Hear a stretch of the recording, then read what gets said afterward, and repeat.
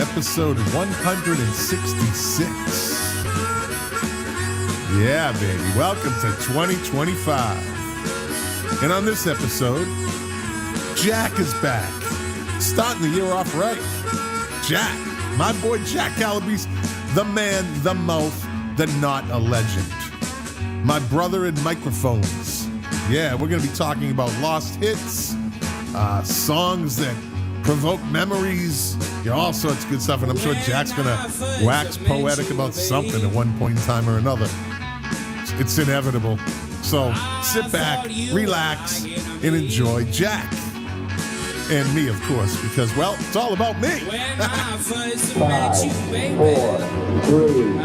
2, 1, 0. All engine running. Liftoff. We have a liftoff. The KOFB studio presents Milk Crates and Turntables, a music discussion podcast hosted by Scott McLean. Now, let's talk music. Enjoy the show.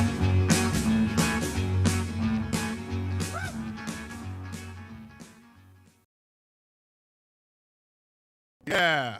Mesdames, Messieurs, le disc jockey Zach est de retour. Public service Après le announcement. succès imprévu du titre It's My Life, il dit merci à tous les autres disc jockeys pour leur coopération fantastique.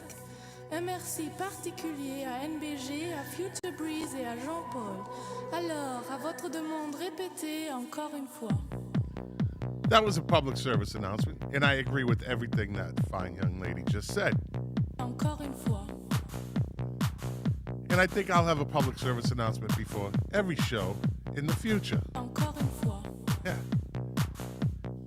Because it just delays Jack coming on. Encore une fois. I'm really taking my time bringing this guy on. Encore une fois. And I know he hates electronic dance music, so that's how I keep this going a little more. Mesdames, Messieurs, le disc jockey Zach est de retour. The girl has a lot to say. Encore une fois. Encore une fois.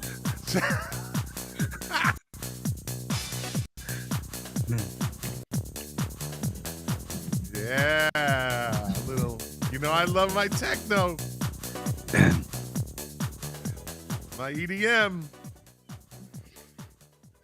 The one and the only Jack Calabrese. There he is. He's on. You can hear his fucking microphone rumbling through the. It's right. It's right there. It's just right there. Just relax. It's just right there. It's just right there. Yeah. Let's get the comments. By the way, who said that I hate electronic dance music? That's not true at all. Well, Steven Romano just commented and said everyone hates electronic dance music. So that means you. No, that does not mean That me. means you. Steven Romano does not lie. Stephen Romano does not lie, but he's wrong about me disliking electronic dance music. I happen to like electronic dance music very, very much. I don't think so. What do you mean you don't think so? I don't. I've never heard you talk about it. I've never heard you even reference it. I've never heard it on any of your playlists or any music we've ever talked about. You have never, ever mentioned anything. The closest you come is calling me Cynthia Lauper. That's it. You laugh at EDM.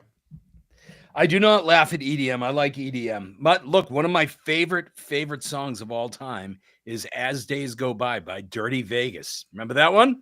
Yeah, Dirty Vegas. Yeah, so you are a how can I put it? Fair weather, as Mark Smith would call it, a fair weather fan. That is not true. Yeah. That is absolutely not true. What was that, like 1994? I just love that song. Are you starting already? Well, Fucker. I'm starting, like I just told Jack right before this. I literally fucking left Miami. I had a conference down there, and I left Miami at 4 o'clock. And I got in my fucking door at 6:45. That's fuck. It takes me 3.5 hours to get to St. Augustine. 2.5 hours to come up from Miami. It's 51 miles. You know, I also the Orange Bowl is tonight too. I hit that truck. It's still fuck Miami. Anyway, I feel better now. Dude, how many? You're a guy that's retired. Yeah.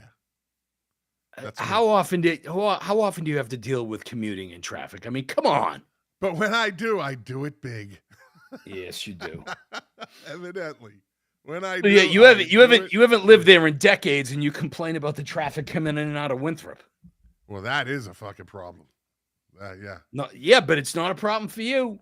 Look, see Stephen Romano stirring it up. He goes, "We're on your side, Jack." In other That's words, right. we are. In other words, he even know he's backing you that you don't like EDM.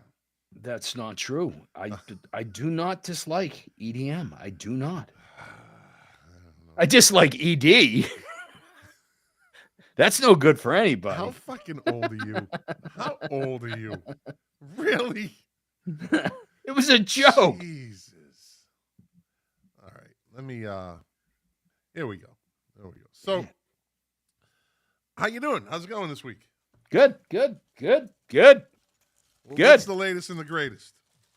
Hey, just getting the year started, just paint my ass off. What are you eating? What is that? An Italian sub. Let me see it. It's big, it's thick. Is that only half of it? Yeah. Attaboy. Public Do they make it- supermarkets makes with the bread. Look at the bread. It's Can you it's actually crunchy? can you actually get a decent Italian sub down there? Publix, they do it right, man. Pub subs, they call them. Each supermarket has their own sub shop. How does it differ, if at all, with the subs that you get up in New England, or the bread. in particular in Massachusetts? Well, it does. I mean, you get good subs up there, right? The thing is, down here, it's hard to find good, the food that we grew up with, right? But when you do, you know it. And this roll is crunchy. It's got the little seeds on it. You know what I mean? Has a soft inside, little crunchy exterior, and they pack the meat in there. No lettuce. Walk me through the ingredients. What's on that sub? All right. So it's got ham. It's got Ham? spicy capicola. It's got prosciutto. No. It's got the mortadella. It's got provolone. It's got I put some tomato, banana peppers, some pickles, onions. Are the pickles and onions sliced or diced?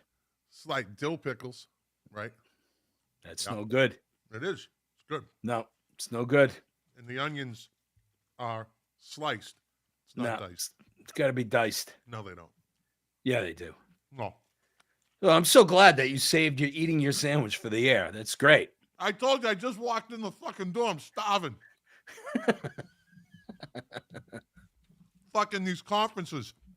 It's at this fucking Brazilian steakhouse where they come around, the Rodizio, but the conference was fucking running behind. I literally got 2 pieces of meat because they got to do it with everybody. I'm like, what the fuck? So I'm hungry. Oh, yeah. Fucking hungry. You eat your sub there, little boy. Oh, I'm going to. So we're going to do what we did last week. We're going to pick up where we left off. I got a lot of good feedback from these lost hits, and just basically, talking about them a little bit. Well, before we get into that, I mean, shouldn't we just kind of like talk about what's going on in, the music world right now? Yeah. Or do you want to stay on your sub? No, I'm listening. I'm all in, buddy. I'm all in. And I got iced coffee, too. Nice. So, hey, lot of talk, and I know you're not a huge fan, and we kind of talked about it last week, but will you actually go see the Dylan movie?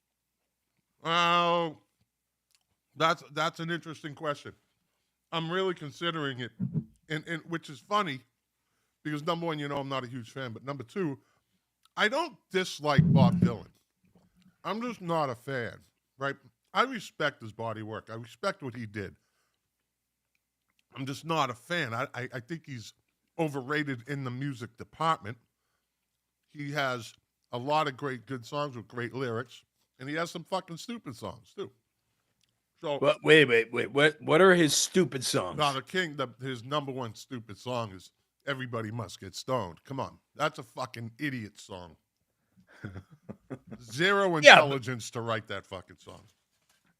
Yeah, but I mean, you gotta consider the time, back in the day, right? So when did he write that? 64? And he 60, wrote or it actually to be a fun 66? song, but it's fucking a no-brainer song. It's as intelligent as "Do you like pina coladas?" and "Walks in the Rain," like fucking stupid shit. And then he goes and writes something like "Tangled Up in Blue." Fucking brilliant. Absolutely That brilliant. story, he's good at telling that story. So, but I actually am considering going to see that movie. I haven't shunned it. So you refer to "Everybody Must Get Stoned." You do know the actual name of that tune, right? Yeah, it's the something song. What is it?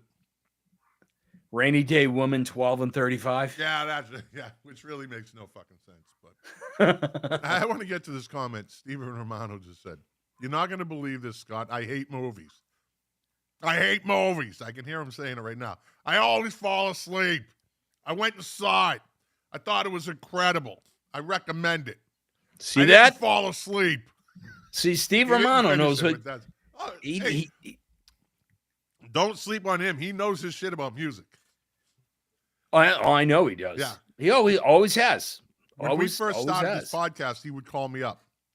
He'd call me up and he'd say stuff like, "You're dragging it on too much. You talk too much about it." Like he was literally like producing the fucking show. "This is what you need to do." Okay, Steve. But he knows the shit. He's a Musicologist. he's a Neil Young, basically historian. Freak. Yeah. He knows Neil Young backwards and forwards. Yeah. Neil Young, one of the best concerts I ever went to, and by far the worst concert I ever went to. Explain. So the bet I've seen him a handful of times, not as many as Steve has probably had, the opportunity to see him. But Neil Young is like, Van Morrison or even Bob Dylan. Like you just never fucking know what he's gonna play. He can go in any direction. So the first time I saw him, he actually played with Crazy Horse and did all of the great things that you wanted to have him do. Played acoustic, played with the band. Hey, my, Needle and the Damage Done. Everything The whole that you live would want Rust to hear. album. And then the next time I saw him, I actually trekked down to what was Great Woods in Mansfield, Massachusetts at the time. And it was when Neil Young was going through that period where he did the Shocking Pinks in the Reactor, where he was doing the not electronic dance music, mind you. That's right. And he played one song that people knew. He did After the Gold Rush, I think, to just appease the crowd, but the rest of it was all his new techno and Shocking Pink shite. It was a terrible long, like, come on, give us a little something, mix it in, sprinkle it in, will you? So let me ask you this. First of all, Dave Phillips, King of the 45s, welcome to the show. So let me ask you that. These artists, they know why 3/4 of the fans are there. They know why they're there. And they're there to hear the songs they want to hear. Now, Morrissey is infamous for this, although it's almost a guarantee you're going to get 3 Smith songs. You just don't know which ones in a show, but for the most part, plays his own shit. And a lot of people go because they think he's going to be a Smith's oldies act, which is what he actually said he'll never be. So what do you think of artists like that show, Neil Young. Oh, Robert Plant. Like, I know somebody that went to see him, and he was with Alison Krauss and didn't do one Led Zeppelin song, like not even mention of it. So Yeah. you know why you're going to see Robert Plant for the most part. Maybe you or I look differently, but the majority of the fans, right? They see, ooh, Robert Plant. What do you think of that? That they go and they just don't even like dip their toes in what the fans want.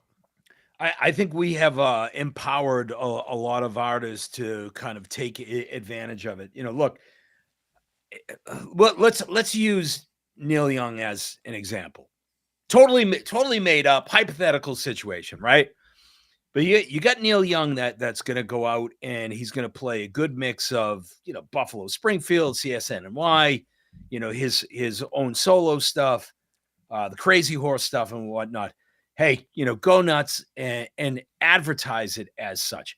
I think that if you're going to go out and you're going to do something experimental to kind of stay within your artistic vision, and that's what it is. You know, people blame, oh, I'm an artist, right? I'm not a troubadour, right? I'm not a monkey up on stage that, you know, takes requests. I'm not a human jukebox. Well, you know what? You kind of are. You kind of are in that situation. You kind of are. You know, especially in this day and age where, you know, they're charging $300 and $400 and $500. Can you imagine going to see Neil Young and spending, you know, $300 for a ticket and he doesn't play anything, you know? You know, there's got to be some balance there, right? Pearl Jam coming to the Hard Rock in Hollywood, Florida. Are you going to go? I looked at tickets for the fucking balcony, $700. The people at Ticketmaster should be locked up. And it's not just the people at Ticketmaster, right? Obviously, you know, Pearl Jam to a certain extent and any other act has got to be complicit in all this. So here's the question that I have for you, Scott McLean, aside from the fact that ham does not belong on an Italian sub. Spicy ham. You can call it whatever fucking ham you want. Unless it's prosciutto, it doesn't belong on that fucking sub. Okay. I want you to, in front of all these people, pull the ham off of that sub. No. So what's the request? What do you want to know? Shit, I forget what I was going to say. Jesus, you need to start drinking. I'm drinking water. Steven Romano said he saw, let me see. What was he, where is this comment? It's pretty funny. He said when you were talking about the digital. Oh, wait a minute. First he said they played Mr. Saul digital. I was tripping. I thought it was because I was tripping. that show. That's if we're talking about the same show, that show was horrendously bad. And in all fairness, that was back when the ticket was probably, you know, $22.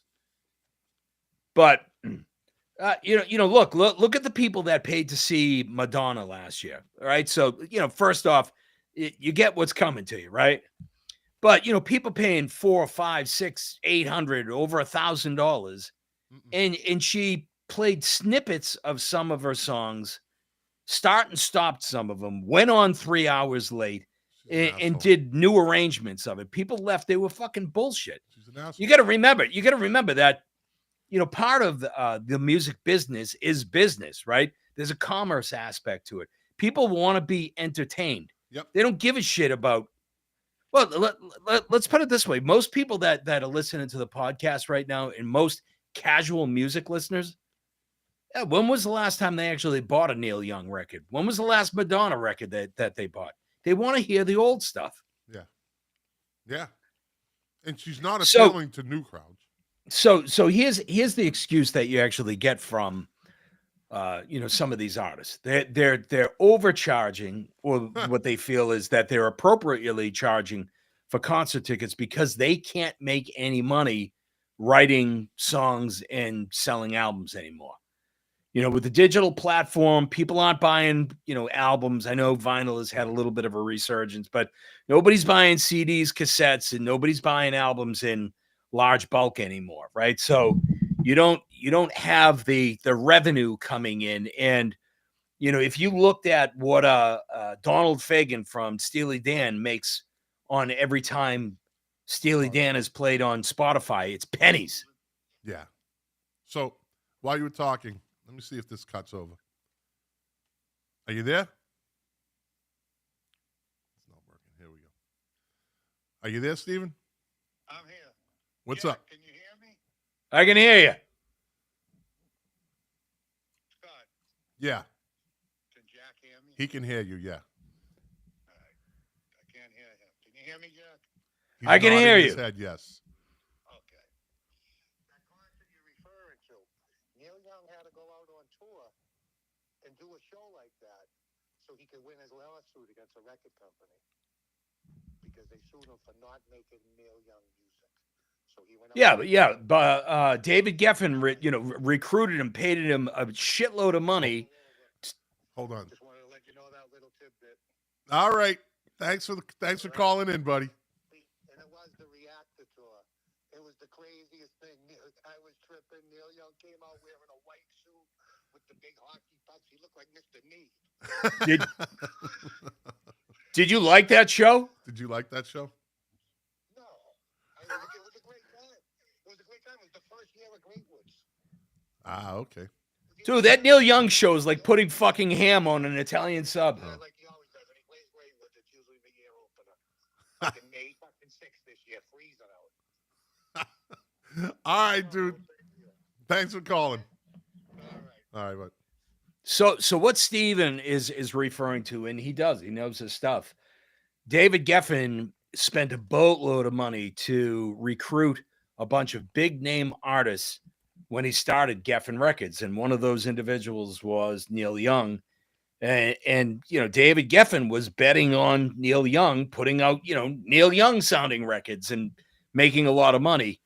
And Neil Young, whether he consciously did it or whether he was trying to reinvent himself or whatever the case was, he put out a couple of records that were largely experimental, that just did not sell, did not sound like Neil Young. People didn't buy them. They were financial disasters. And David Geffen sold them. He sued him. He was suing him for not making Neil Young sounding records. So that's funny because it's the opposite of Creedence Clearwater Revival. Well, the representatives suing what's his name? The old lead singer from Creedence. John Fogerty. For sounding too much like Creedence Clearwater Revival. Yeah. What do you mean? Yeah. What the fuck, right? Yeah, but you look, not for nothing. And, look, Steven, I appreciate that little tidbit. But just because David Geffen and Neil Young are having a little tiff, it doesn't mean I have to sit through 2 hours of fucking unrecognizable shit.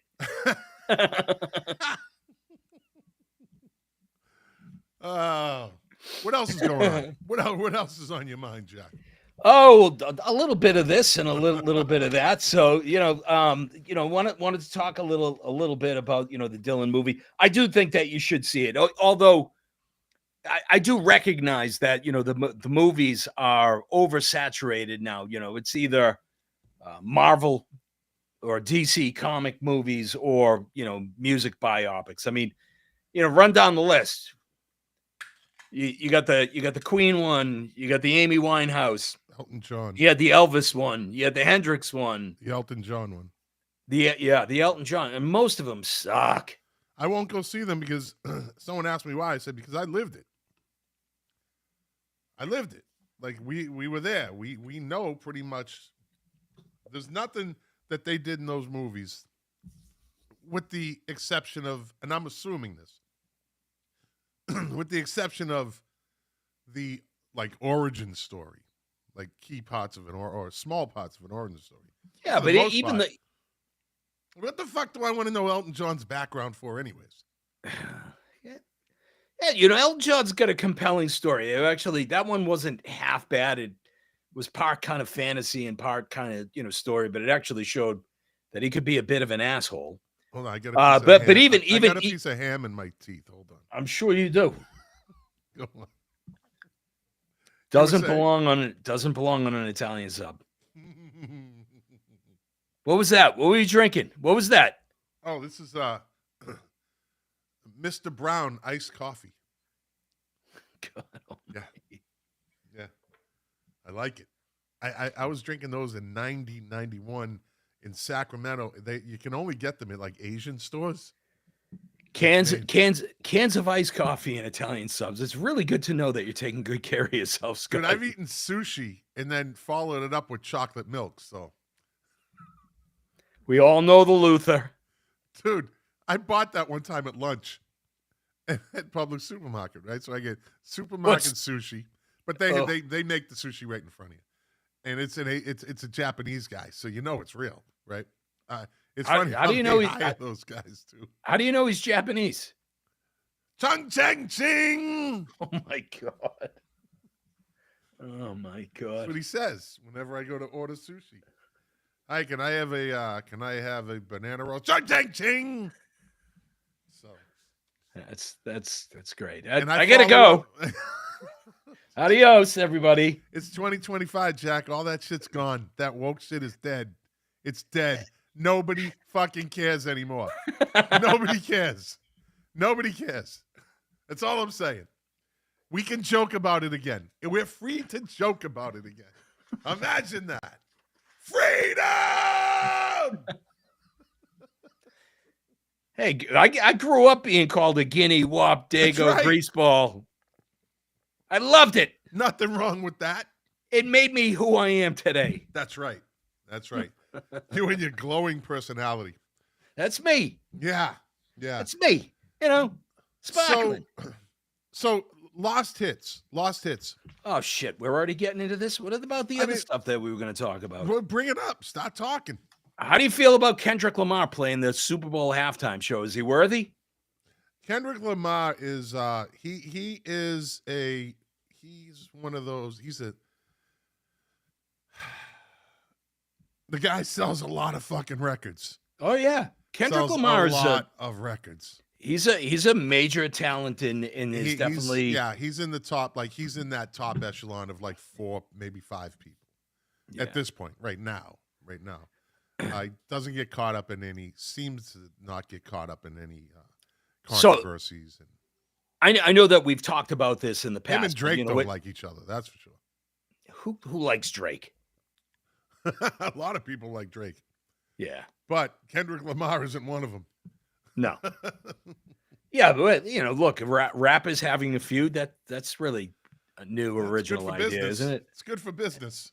Yeah, absolutely. And is Drake really a rapper? That's the other thing. That's the question. Is he really a rapper? Not really. Or is he a pop star that has rap in his songs? That's the knock on Drake. I would say the latter.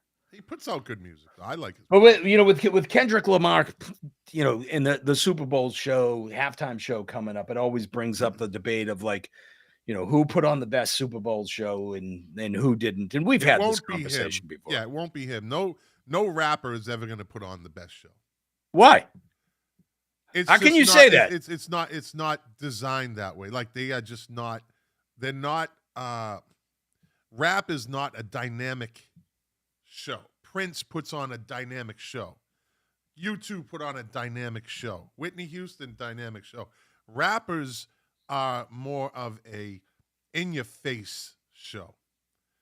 You know what I mean? They can have a big stage show, but they, as performers, are not true performers. They walk around and I love rap. No, you know what I'm saying. But live. No. I don't know what you're saying at all. What you're saying I'll makes tell you right now. Live. Wait a minute. It just makes no sense to me whatsoever. What you're saying. You're saying that a rap musician, a rap star cannot be dynamic on stage. The shows aren't dynamic. They're not known for having these big fucking production shows. They're just not known for it. So when Jay-Z goes out and plays Fenway Park, no dynamic. It's a good show. I'm not saying it's not, but it's not like a band like U2. Like these It's a different vibe when you go to these shows. You know who puts on the best shows of all? DJs. Do you ever see those? You ever see videos of these DJs playing over in like Norway and Germany? That's Looks like insane. it looks like crazy fun. Dude, it does. I love that shit. I mean, they have their fucking stage for one guy or two guys is those shows are insane. The light show and the fireworks and the whole thing. That would be a better show. To get like Paul Oakenfold up there and just like watch it, but it's not popular music, so that will never happen. Look at that stuff is hugely popular overseas. Yeah, but and it's you know not what? going to You know grow what? in America. That's not true. Not for a halftime show. Not for Well, a halftime. wait. No, you mean DJ? Yeah, a DJ. Yeah. But DJs are routinely and regularly selling out the Boston Garden, Madison Square Garden now. Like that has become incredibly popular. So that's good for 20,000 people, right? And then you go to Europe and they're in stadiums, right? But it's not going to go over on a halftime show.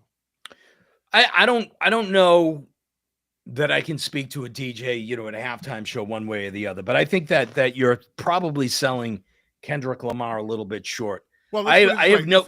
If it's a halftime show, they're going to make it big. They're going to make a big production. It's not his touring production. It's the production that the Super Bowl is going to put on. They're going to have this giant stage. He's not fitting any of that in an arena. And Kendrick Lamar certainly isn't selling out stadiums. No, but he's probably selling out arenas. He's selling out arenas, yes. So that's what I mean. Like their shows they're not, no rappers have this huge stage show that they got to truck up and fucking bring to the next show and set up like, all the fucking, it's good. But it's not great. Their shows. I'm telling you. That's just the nature of the business. You're entitled to opinion. I think it's a blanket statement that you can't really back up, but whatever. You can't disprove me. I'm not trying to disprove you. You are though. I am not. You're disagreeing not. with me, and by you disagreeing, I do disagree with you. You're trying to disprove my point, and I know rap fucking. I don't. shows. Wait a minute. I don't know how you can just make the statement that their shows are good, but they're not great. Okay, when I say that, I mean like the production. The production. And by the way, go YouTube a rap show. Like YouTube an old Oh wait. No, listen to me. Let me finish. YouTube like a Wu-Tang Clan show. It's chaotic. There's 12 of them, and they're all moving around, and they're all singing. They're all like, and they all walk up to the front. It's just chaotic. If you saw that, you saw the it was groundbreaking, but the LL Cool J Unplugged, right? That wasn't really that great. He had a live band, and he sang, he sang like 4 of his songs, 5 of his, whatever the Unplugged was. But it was good because it was unique. It was good because it was a first, and it was visually because of the live orchestra. But it didn't really fucking go over well with his fan base. It went over great with white America and white MTV, but you didn't see him fucking doing that shit ever again. It wasn't like LL Cool J and the Boston Pops go on tour together. I'm telling you. Perry Dedovich, the AI, said, aren't halftimes usually lip synced? They are. U2 wasn't. But U2. Prince wasn't. Well, hold on a second. Perry's asking the question: are the halftime shows usually lip synced, right? So I think Perry's question is a little narrower than it should be. You have to fucking break down everything. You can't take anything as just what it is. You just did that to me Now you're doing it to an AI. This guy will fuck your life up. He's an AI. I'm just trying to answer his question. And you know, and you brought it up. You know, look, Perry's right that there are absolutely some of the hold on. The halftime hey, shut up. Oh, Can you just take another bite of your sandwich? I'm done with it. I finished it. It was really good. Go on. I won't interrupt. I won't even breathe. Here's the sad fact of the matter. Not only are a lot of halftime shows lip synced, but a lot of live concerts are now lip synced. But what I meant in terms of expanding beyond that is that there's other trickery and fuckery going on around as well. That you have artists that may not be lip syncing, but they're actually using auto-tune live. In addition to that, you know, just because you brought them up, look, nobody loves U2 more than I do, but those boys play to a backing track. Yeah. So they may, yes, indeed, be playing live, but it's not all live. So, you know, let's get into that. Let's get into that for a second. Is it just as bad to have a backing track but live vocals, or is it bad to be lip syncing to live music? No, but look, you and I come from a day and age where if there was any manipulation, you know, people got roasted, you know, crucified over it. I mean, you know, but now it's just routine. Acceptable. So that earlier. Yeah. So, you know, to a certain extent, so we can almost go back to the whole Neil Young conversation in terms of what they're playing. But beyond that, you know, look, if you're paying a lot of money, you want it to be a good show that sounds good. So if they're leveraging technology to have a backing track or a click track or whatever, you know, some of that stuff is forgivable. You know, if you're paying $300, $400, $500 and somebody's going out and they're not fucking singing live at all, I think that's disgraceful. But agree. Here's the difference, Scott. You and I and people like us are the only assholes who care.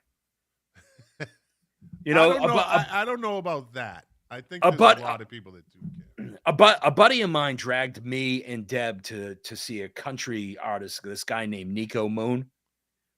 And I'm looking up on stage. I did not want to be there. I'm not a huge country guy, but I went because he's my buddy and I love him. And, you know, we had a great night just goofing off and hanging out. But I'm looking up on stage. They were literally 3 people on the stage. And what I heard was drums, electric guitar, acoustic guitar, pedal steel, bass guitar, fiddle, bass guitar, right? And this guy, I was watching him and he had the biggest grin and he was moving around and people were going nuts. That guy did not sing one fucking word. Yeah. And you know what? Everybody around me, they did not give a shit. And I just don't get it. I just don't get it. And then they find out and they're like, oh, well, I had a good time anyway. Well, you know, then fucking watch it live, watch a concert on your fucking big screen and turn up the music. It's the same fucking thing. Yeah. Well, hey, what's the next wave of this shit that's coming on? You got people that are using AI and you know, holograms and that type of thing. Hey, you're gonna get to go and see Nirvana play if you want, or the Beatles play if that's been in development. That's been in development for a little while now. And AI is just going, and they can never really pull it off.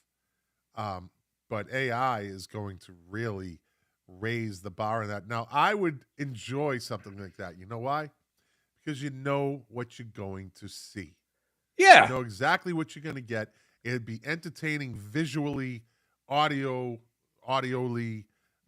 You know, it'll just be a cool experience. It's, you know what, Elvis or Roy Orbison or, you know. Yeah, in some way, it's a great way to keep the music alive, right?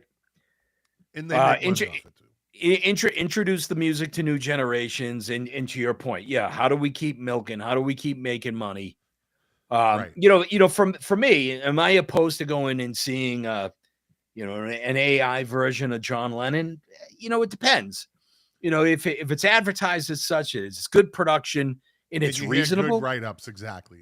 Yeah. Yeah, but I'm not going to go and spend $200 to go and see it. You know what it's like? No, I'm not going to pay like I'm going to a concert. Exactly. It's like going to see. Remember they probably, I don't know if they still do it. Remember the Museum of Science in Boston? They had that. They have their what do you call it? The domed.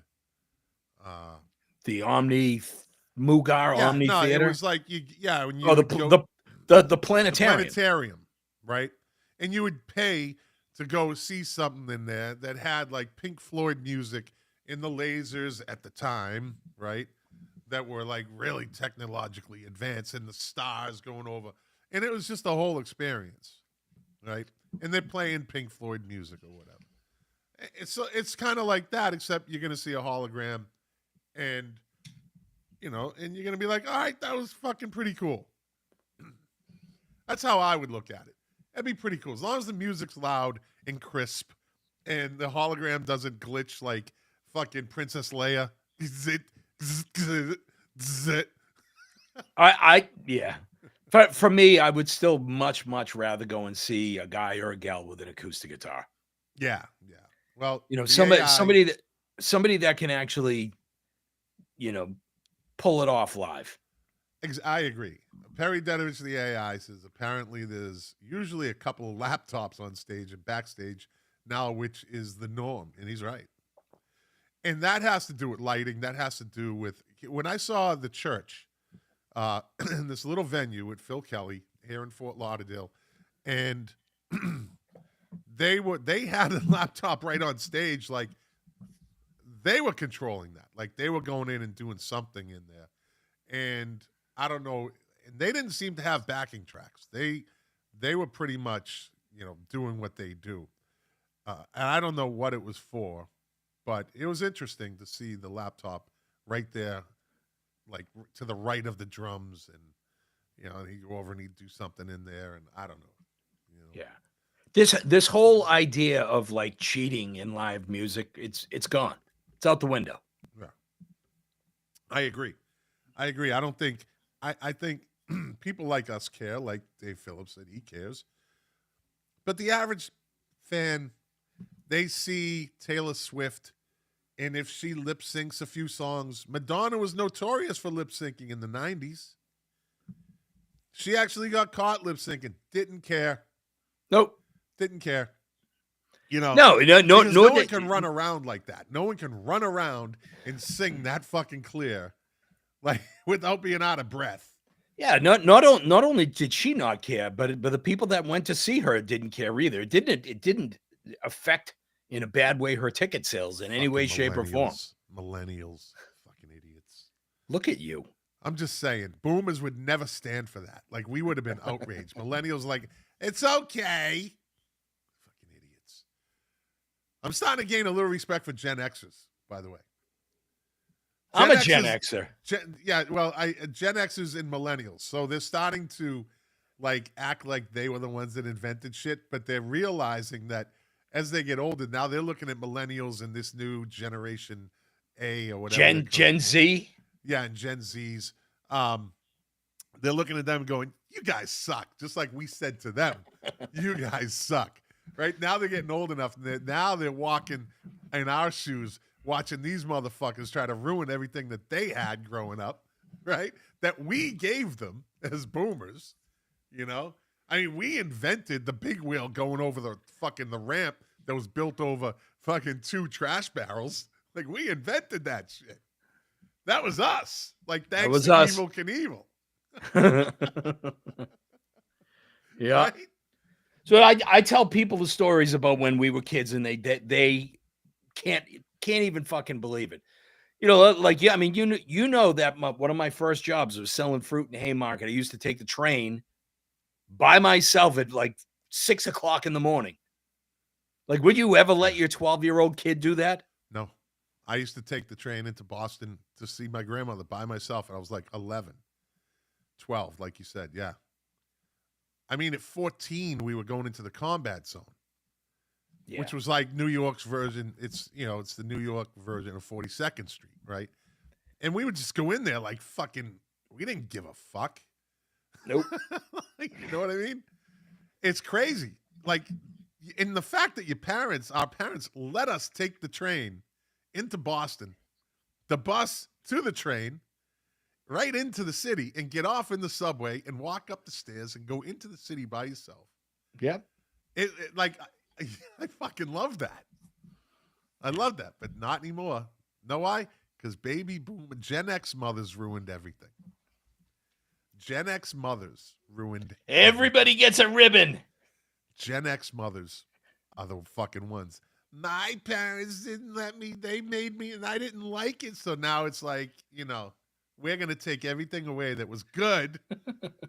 Gen X mothers ruined everything. They ruined fucking American childhoods.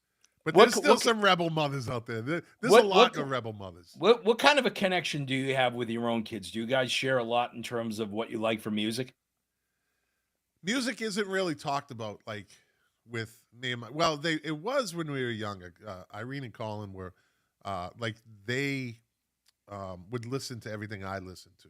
And I used to talk to them about, like, rap. I'd be like, this is just music. Marilyn Manson. They were listening to Marilyn Manson. They were listening to Oasis. They were listening to everything. And I used to tell them, it's just music. Whatever you see on TV, whatever you hear about Marilyn Manson, blah, blah, it's just music. And it's good music. And they love it. And they never got all fucked up over it. No. You know what I mean? Like, my daughter was the one that basically turned me on to Korn. My son was the one that turned me on to Gorillaz. Like when they first broke in Korn and Limp Bizkit, like, and all that, like the new metal movement. My kids got me into that because they used to buy the CDs and they, and I was like, and it was fucking great. Yeah. But, as they get older, it's not really a thing. Then I was fortunate to have David and Amanda, who I know David was really like, I got him into Korn and then Gorillaz, and then he just kind of went off on his own thing.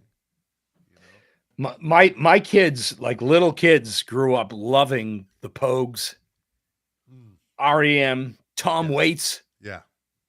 And that's what you were playing. That's what you were playing. Yeah. Plus Peter Gabriel and and everything else. Chili Peppers. Why would you subject your kids to Peter Gabriel? Because Peter Gabriel's a genius. It's fucking horrible. Dude, that's an idiotic fucking. Why would you say that? Music. The best thing that ever happened to Genesis was Peter Gabriel leaving.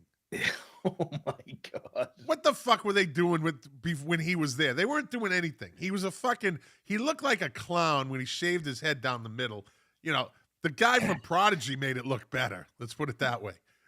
So you think Lamb Lies Down on Broadway, all of the other stuff that they did, and I get it, it's prog stuff. It's not your thing, but you think it was a lot better when he left and Phil Collins was singing Invisible Touch? Yep. I do. I do. I didn't, I don't think I ever knew that you disliked Peter Gabriel as much as you do. I never bought into him. I mean, Sledgehammer was a good radio song. It was a poppy, catchy song. Red Rain. Okay. Red Rain's a good song, but I was never. What about like In Your Eyes? Not a good tune? Good tune. That's 3. What about what about Salisbury Hill? Nope. What? Don't like it. Why? It's too fucking. It just gives me this like Jethro Tull feel, and I don't like Jethro Tull either. No. Yeah. I mean, all right. You know what? Let me put it on, and I'll tell you why I don't like it. I'll tell you why I don't like it. I don't like it. Shut up. I don't like it at all. Shut up. I'd rather listen to rap music. Shut up, rap music, it's good, but not great.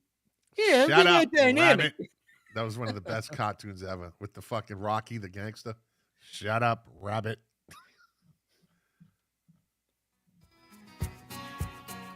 Garbage. What do you mean garbage? Jethro Tull.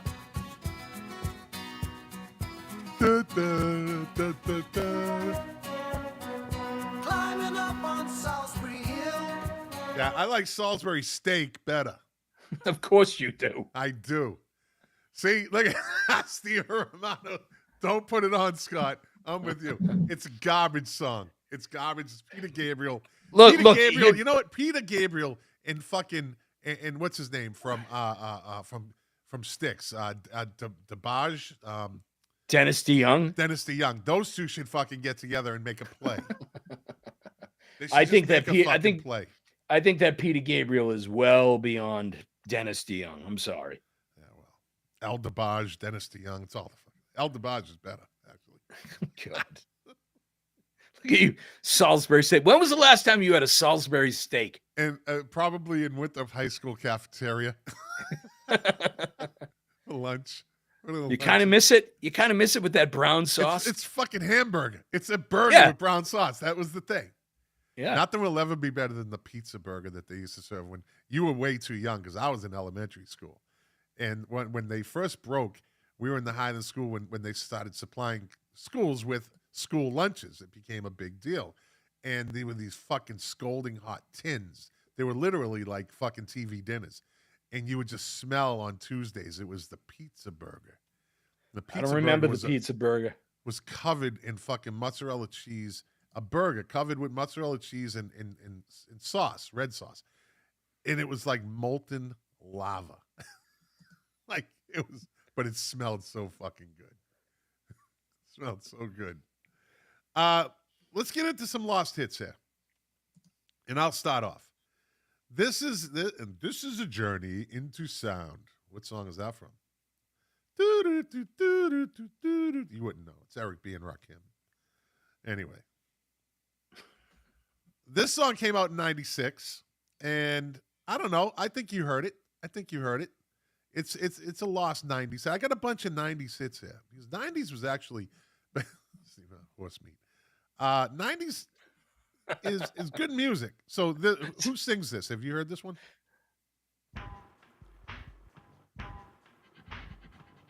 It'll start to pick up.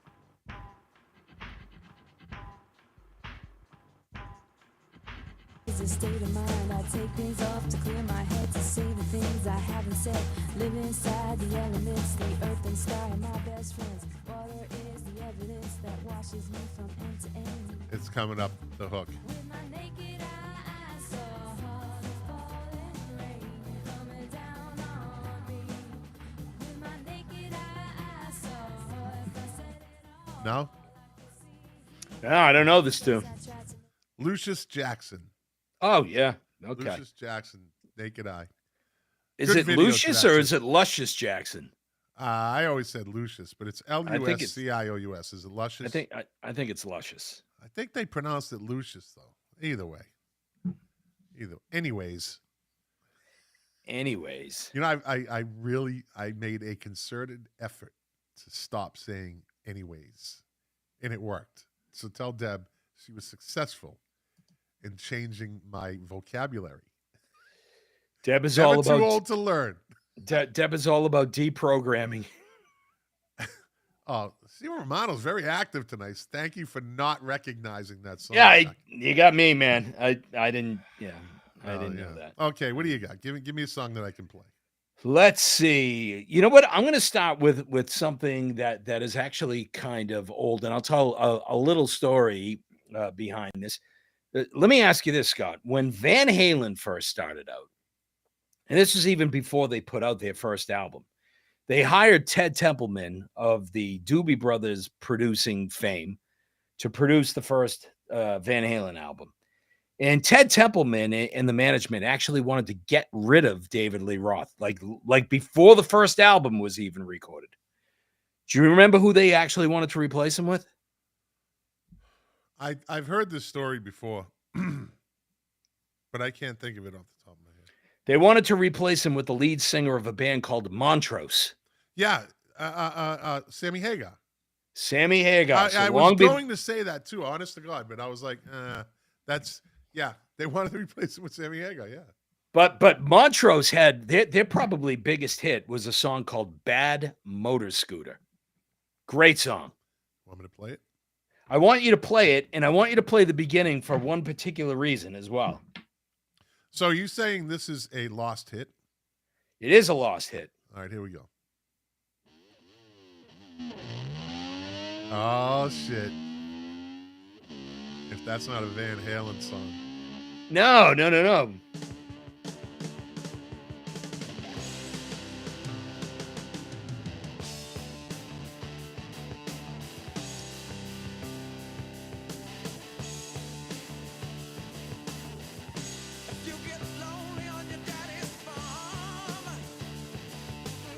Yeah. It's a great song. But play the beginning just for 1 second again. From the very beginning? Yeah. Oh, hold on.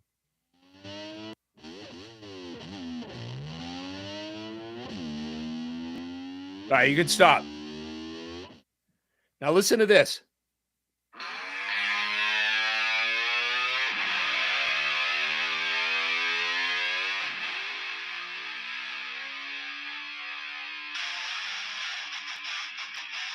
Motley Crue. Motley Crue. That's where I heard that. That's where I heard that before. So is that a tribute to that song, or is it that has to be? Is a ripoff? I have to say that's kind of an homage. Yeah. I wouldn't say that, because the whole song after that is different. So that would be more of an homage, because it's like its own entity within the song. It's not relevant to the other. All right, Kickstart My Heart motorcycle thing, but I'd say it's kind of an homage. Yeah. I think you never heard Sammy Hagar complain about it.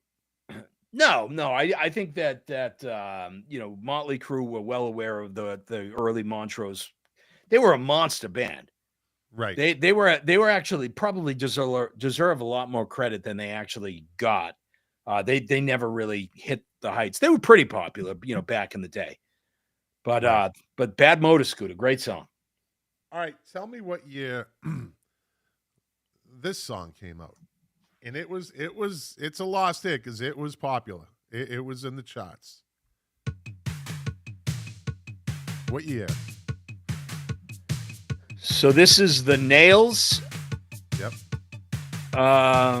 So it's what, 88 lines, about 44 women. Yeah. And I would say that this came out in 1984.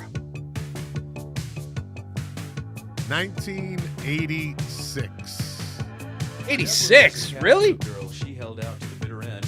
Wow. Was a different type. Yeah. 1986 that came out. And it was a hit. Like that was a popular song. I hate that whole talking through a song. The only song I like where somebody talks through it offhand is Wild Side. That Lou Reed. Lou Reed talked through everything though. He never really was much of a singer. Yeah. It was his style. It was his style. I'm not knocking him. I'm just saying that was his style, right? That's kind of a quirky little, tune. I liked that song. And believe it or not, there are actually a couple of other songs on that album that were pretty good. And the reason I know that is I was working at Strawberries Records and Tapes. Yeah. On Washington Street, and we used to, have our playlist, and we were featuring.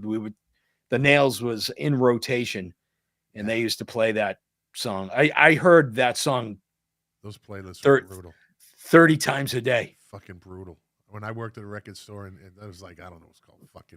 It was actually a chain. It was a chain record store. They sold DVDs too. It was a whole thing. You had to wear a fucking shirt and pants and a tie. I forget the name of the place, but eventually the whole thing folded. But those fucking playlists were brutal. I'll do that at a supermarket. Like I'll go in and I'll say to the cashier, Young, I'll say, how many times you heard this song today? And it's usually to a fucking cashier. Just it was particularly difficult if it was a shitty record. Like what? Oh yeah. But one of the other ones, like I can almost tell you like 5 or 6 albums that when I worked at Strawberries, the first Fat Boys album, pretty good.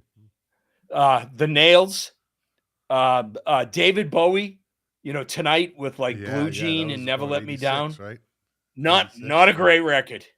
I like Blue Jean. Yeah, not a great record and hurt. Yeah, Blue Jean was okay, but when you hear for the 12th song, 12th time in of Yeah. the day was just, Yeah. it was All actually right, I got crazy. this is a lost hit. They were, but they're kind of in that. Were they one-hit wonders? They had a second hit, and this is just in the United States. Group is the Stereo MCs. You ever hear of them? Ever hear of the Stereo MCs? Right? Yeah, So this sure, song. sure. By the way, Mood Yeah. Swing, The Nails, 88 lines, about 44 women, came out in 1984. My shit said 86. All right, I believe you. I'm not going to argue. I don't know why my stuff came up. Although I was putting this list together when I was driving, so. Well, sitting in traffic, I should say. I literally was in standstill traffic. I think I was living on Cape Cod in 86, Okay. so I wasn't working at Strawberries That anymore. makes sense. I had long since been fired by then. So this group, Stereo MCs, came out with this song. It was a big, big club song, too. Yeah, I remember this too. Yeah.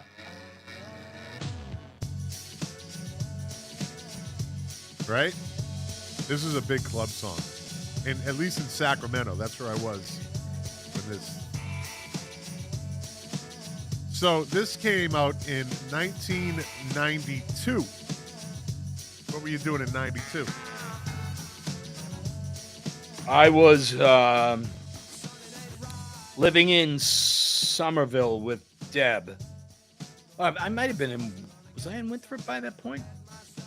Depending upon what time in 1992, I might have actually been living with Deb in Winthrop. Okay.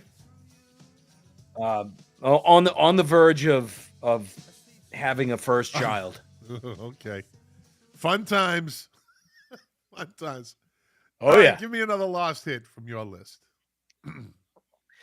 So not only I think that this is a lost hit, but I think that this is kind of a one-hit wonder. I have this song on a couple of mixes in Spotify. I for whatever reason I just love this tune. But the song is No Myth by Michael Penn. Oh yeah. Michael Penn. I like it. I like this song too. Good pluck, yeah. Yeah. What year? I'd say it was late 90s. Early 90s? No, I think 80s? Really? I think it's the 80s. Look it up.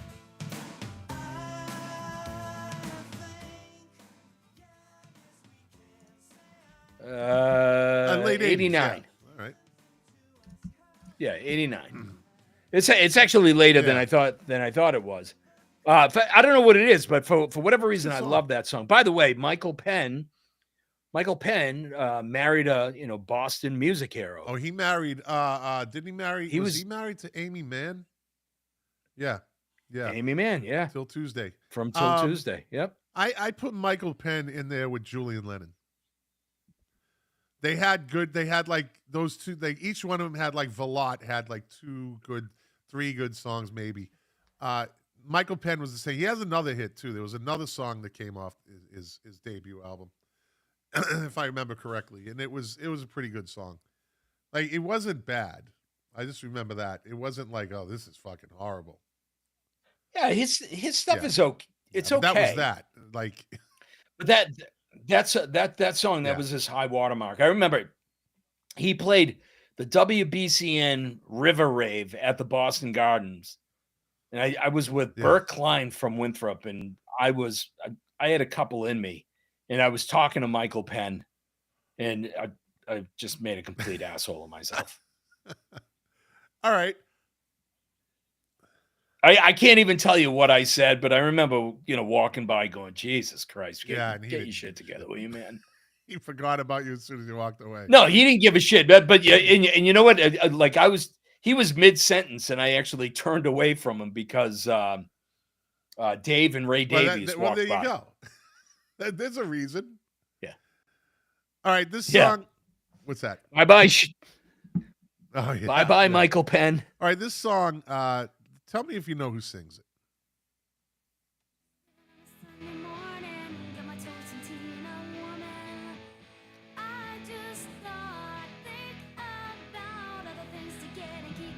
You know who sings it?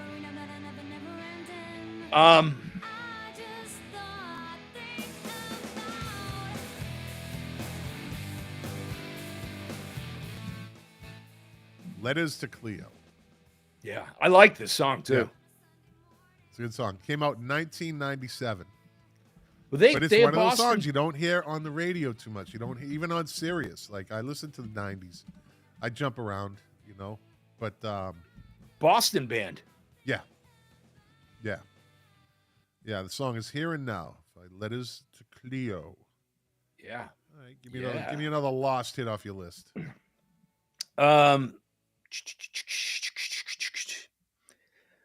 will actually pick. I think that this is a lost hit. Another band from the 80s that never really, took off. They had some notoriety. They had some level of success. Let the Day Begin by The Call. The Call. Wow. I know this song. Yeah. This is a great tune. Yeah.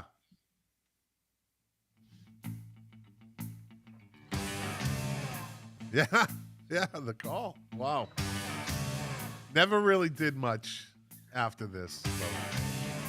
They had this. They have had I Still Believe. Yeah. And they had their first hit, When the Walls Came Down. Yeah, When the Walls Came Down. Yeah. Let's jump ahead of this.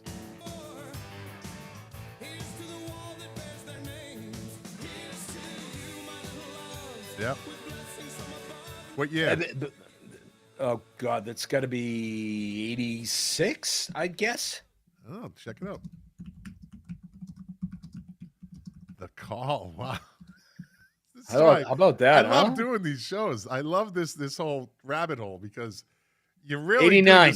89. Okay, you really 89. do discover like all this shit. Like really, these were hits at the time. Meaning, they were in the top 40, maybe the top 70. You know what I mean? Date. Hold on. What was that? Someone's coming through my gate. I don't know who it is. I just let anybody in. I don't even ask. Not good. Yeah, these really were. These were on the radio. They were in rotation, these songs. Yeah, radio, MTV videos, the whole deal. I got one for you next. All right, hit me. Hit me. No, you forgot about this song. You forgot about this song, I'm telling you. This one came out in, I'm going to tell you, it came out in 82. So I'm going to test you on this. You're going to know exactly who it is right away. There we go. But I know you forgot about it.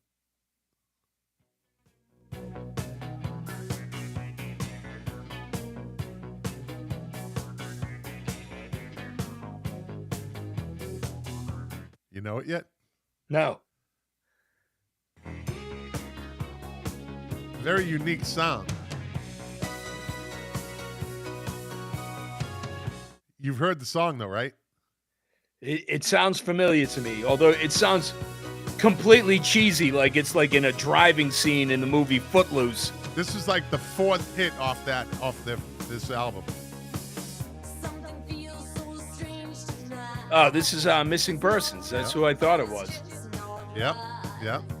That sound. I mean, their sound is they niched out their sound, right? And this is like the fourth best song on that Spring Session M album. The hook's coming up.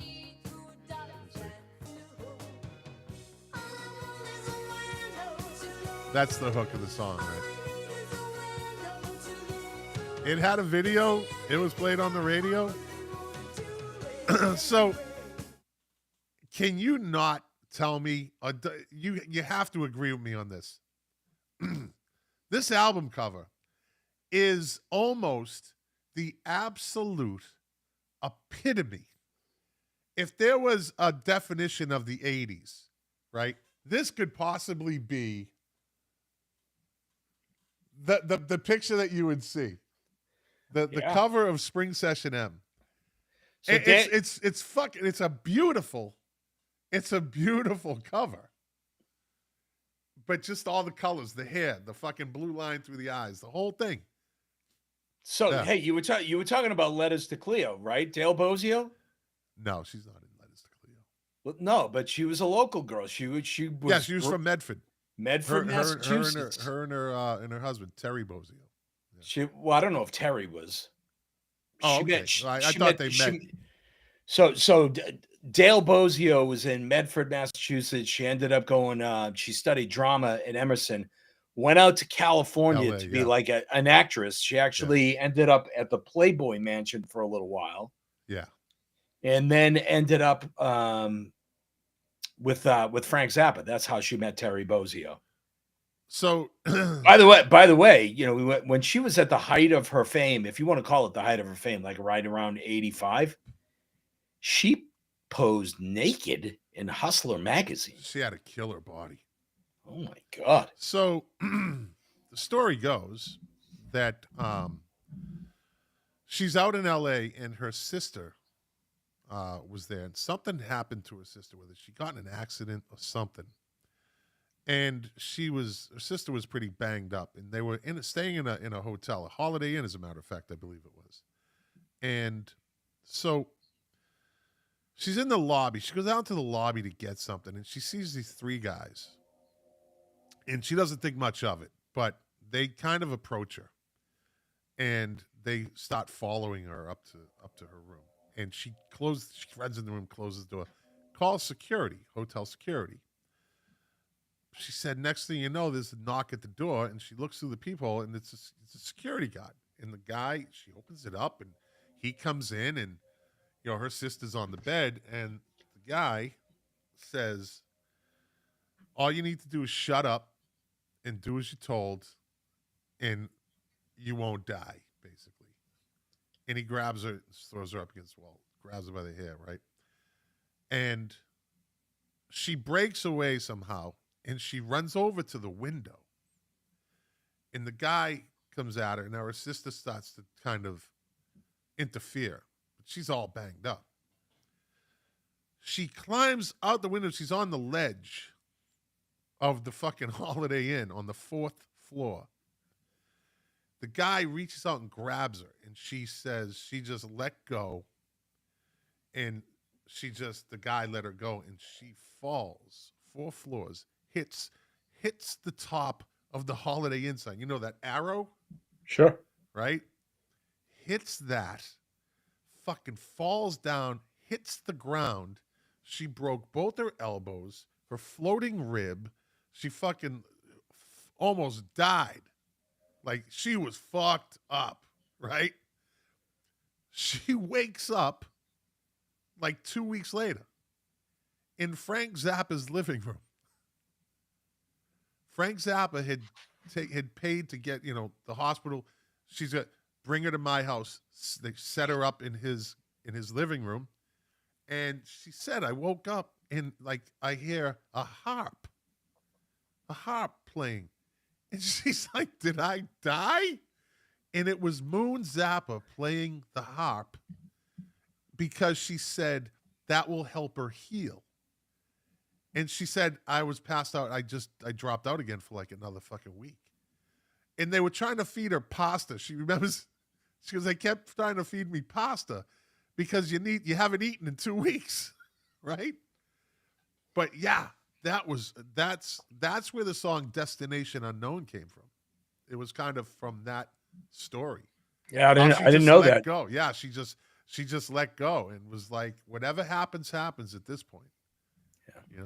Crazy, right? I did not know that story. Yeah. Well, the one story that I do know about Dale Bozio is, she lives here in New Hampshire. Yeah. And a couple of years ago, she was arrested for animal cruelty.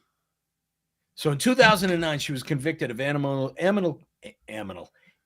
cruelty If after that several was me, dead. you would be fucking jumping in my shit right now. Whoa. What did you just say? What did you just say? Whoa. Hey, I never. Aminal. Did you say aminal? See, I let you go. No, not you. I never claimed that I could read. Keep going. Tell the fucking story. So it says in 2009, she was convicted of animal cruelty after several dead and malnourished cats were found at her home in Ossipee, New Hampshire, while she was touring with her band. She claimed that the caretaker that she had hired to stay at her house did not arrive. She was sentenced to 30 days in jail and 250 hours of community service, barred from keeping pets in order to pay $2,700 euthanasia bill. Yeah. She, I saw an interview with her. I don't know when it was done. It's fairly recent, I believe. She's got like the nicotine stains on her front teeth. Mm. You know what I mean? And she has like the ratty. She's fucking out there, man. She's out there. Like, she's fucking crazy. Yeah. But she's cool. She's cool crazy though. You know? How much of her look did Lady Gaga steal from Dale Bozio? Fucking everything. Everything. She stole everything. That whole look. You know, I mean, she is an iconic figure in the 80s, in the music scene of the 80s, basically because of her look. On that Do You Hear Me video, she's wearing that dress with the Wendy O. Williams. Remember Wendy O. Williams of the Plasmatics? Sure. Except at least she covered, the outside of her breast, Del Bozio did, and her nipple, but it was in the short dress, great body, that typical Italian nose, like that Italian look, Italian girl look, Most people don't know that, Missing Persons actually had a handful of hits. They did. Yeah. And Destination Unknown. That's what I'm saying. Off that album alone. Destination Unknown, Walking in L.A., Mental Hopscotch. Yep. Walking in L.A. was Terry Bozio she was living in they were living in an apartment complex in L.A., the three of them. And it was the guitar player. I forget his name. Warren Cucciarelli. The dude, he's the one that wrote fucking Duran Duran's what's it called? Ordinary World. Unknown caller. Ordinary World. He wrote Ordinary World. That dude wrote a lot of fucking good songs after Missing Persons. He may have written the music. I thought Ordinary World was actually written by Simon Le Bon because it was about him maybe the lyrics, losing his friend. He wrote the music for it. You might be right. No, I know I'm right with that. Yeah. There we go. I'm just looking. I'm curious. You're trying to prove me wrong. No. I think you're right. I think Give that. me another song. Give me another song. I want to run another song. All right. I am going to pick Starseed by Our Lady Peace. Hey, while you're playing that, I'll be right back. What are you going to go get a fucking Italian sub? Yes. Jesus Christ. Why would he do that? I'm going to play the song. I like Our Lady Peace.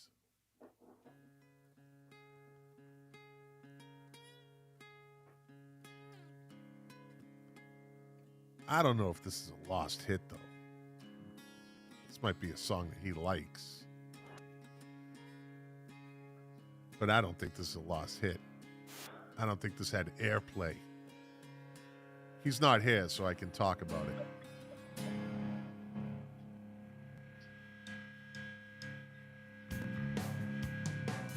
No, this wasn't a lost. This isn't a lost hit.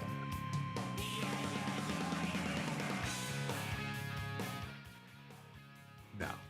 I have to boldly disagree with him. Have to boldly disagree with Jack on this one. Starseed, what the fuck? Dude, this isn't a lost hit. This isn't a lost hit. This is just a song off their album. Can you hear me?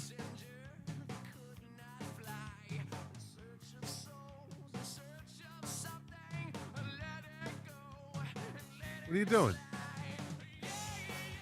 You there? Yeah. Not a See, you fucking walked away. See?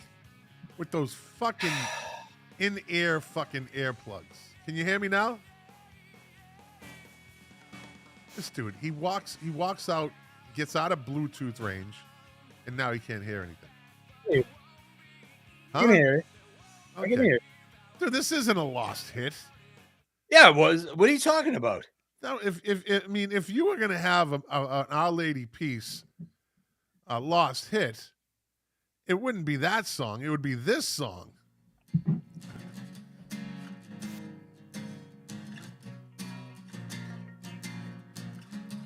Yeah, it would be this one because this is the one that had all the play. Do you worry that you're not liked? How long till you break? Yeah, not Happy 'cause Starseed. you smile, but how much can you fake? An ordinary boy, Superman's dead. an ordinary name, but ordinary is just not good enough today. And now,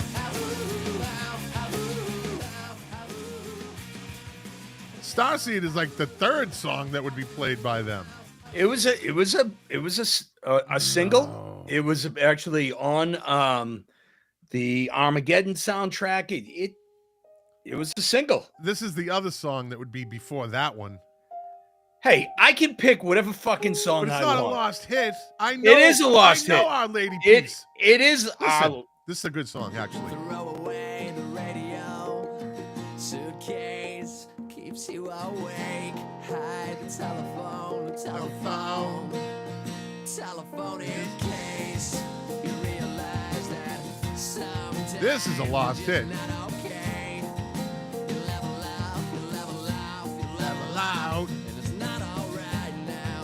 You need to understand. There's nothing strange. That's a good fucking song. They had a couple of good songs, but Starseed was a hit for them that just never gets played anymore. Nope. What do you mean no? Nope. I know this group, and I know their hits and what's Yeah, not yeah. their Look, hits. you know this group. I know this group. I No, you bet you don't. most of the people that are listening don't know this group. I know you don't. You're just making it up. You're Or a you would have giant picked one of the shithead. other songs. You're a big jerk. Just saying. You're a big jerk. No, you're just clumsy.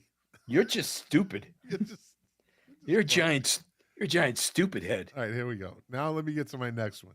Oh, this one, dude. This one was from 1980. I'm gonna see if you know who this is. Oh, I love this fucking song. No, that's not the one. No, come on. How did I was doing this while I was driving, so I put the wrong one in. I gotta hold on. Shut up. You shut up. You know who's stupid? You stupid. Here we go.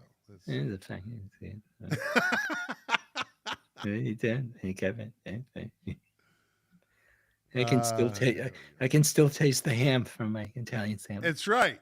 That's right. Damn right. Ham Here we on go. an Italian sandwich.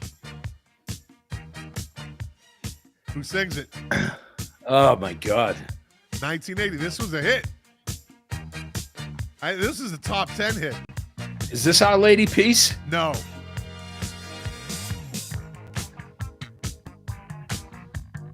You're going to know as soon as you hear him sing.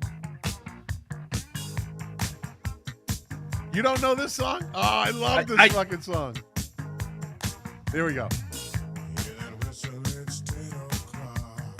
Oh, it's Isaac Hayes. Yeah! Yeah! And I love Isaac Hayes. Look.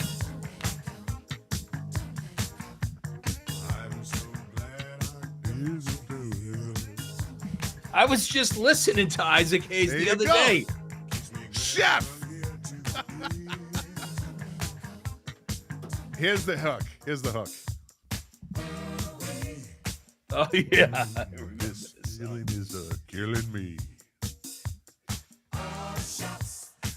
I would stop for $1 million.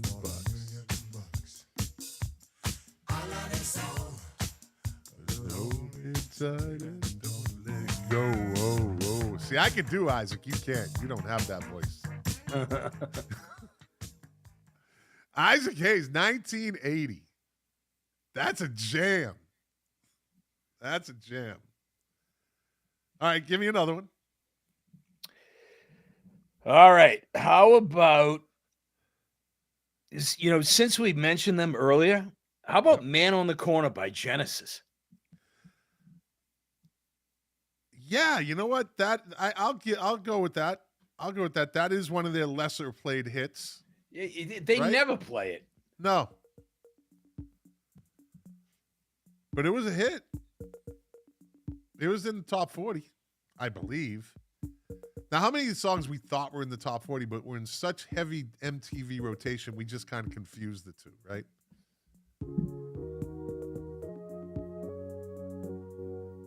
Peter Gabriel couldn't have pulled this off.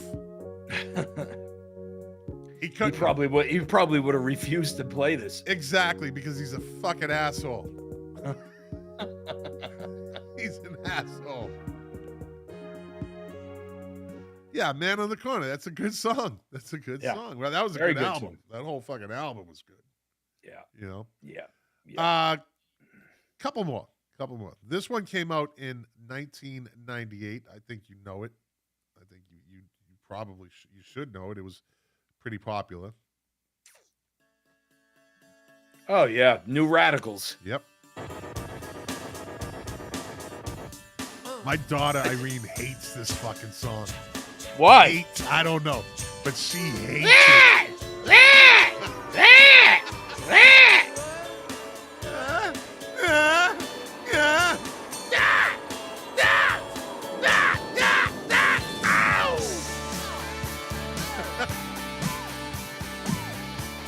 It's a good song, though. I love this song. Yeah.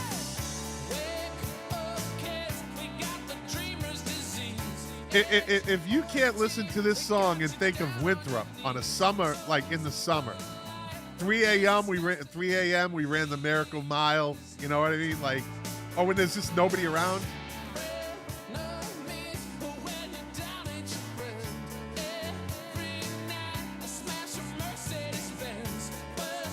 Yeah. This is a great kid's like childhood song. Like right here, these lyrics.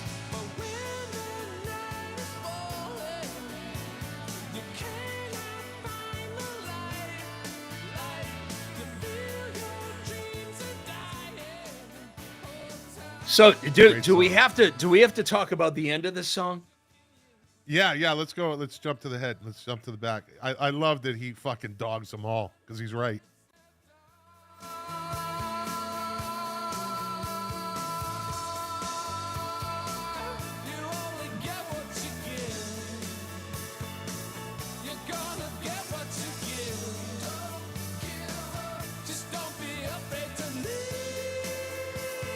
Right here.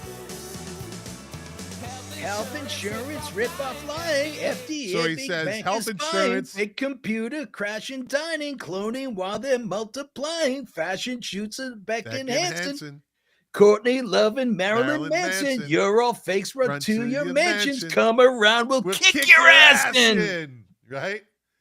They didn't like that. So Greg Alexander, who... Hold on.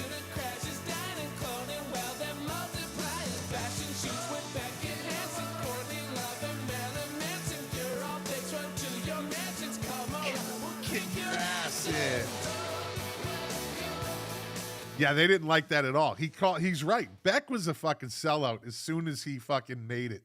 As soon as that dude got money, he went right over into that side from being the cool nerdy dude to the fashion, fashionista fucking nerdy dude. Nah, I never bought into him after that. So Greg Alexander was basically essentially the New Radicals. Yeah. And he basically said that he threw those lines in there to see if the media would pick up on it and ignore the social message that is conveyed at the beginning of the song or the front end of the song. Right. And they did. Well, it caught traction. I remember seeing an interview with Marilyn Manson, who fucking couldn't fight his way out of my fucking my former Italian sub tinfoil. Saying, I'll tell him to meet me, blah, blah. I always love when fucking rock stars try to get tough. It's so funny. So Matt, but the quote that I saw on well, I have in front of me in Wikipedia, Marilyn Manson commented that he was not mad, said that he kicked my ass. I just don't want to be used in the same sentence with Courtney Love. I'll crack his skull open if I see him. Beck reported that That's what I mean. Alexander personally apologized for the line when they met each other by chance in a supermarket, claiming that it was never meant to be personal. Alexander collaborated with Hanson, whose drummer Zach Hanson called him a bit of a character, but a cool guy.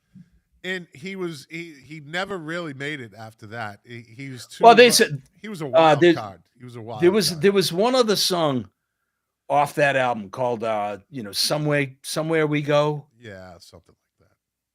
I love that song as much, if not more, than this song. Right. But nothing. Again, I think he was hard to handle, and record companies didn't want to deal with him.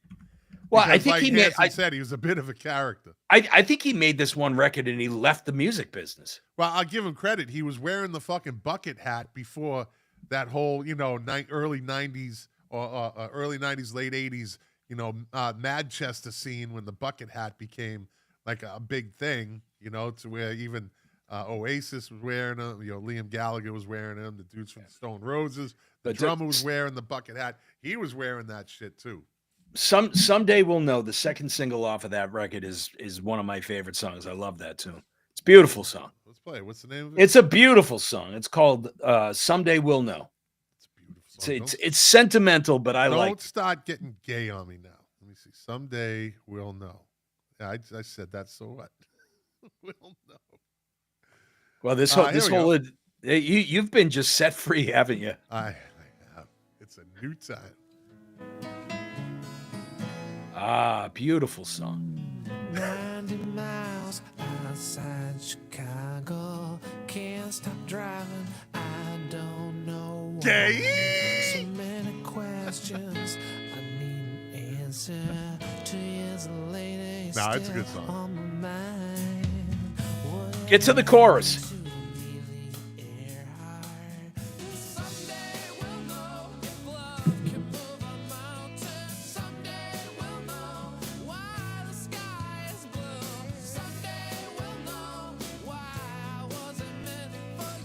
It's a nice song. It's a nice song. I'm not denying. I'm just saying it's a little. It's a nice song. Feminine for you. You got a nice little song. It's nice. It's kind of pretty. It's a little romantic. It's a nice song. Can I tell you? All right, you want to talk about quirky songs? We got 2 more songs each. 2 more songs. Oh God, for the love of God, I want to go to bed. No, you don't. You love this. You miss this. Yes, it's my favorite. Let's see. It's again, this is a really quirky song. Here we go. And I don't think you know who sings it. Or you don't remember who sings it, but everybody heard this fucking song. I've been practicing in my mind.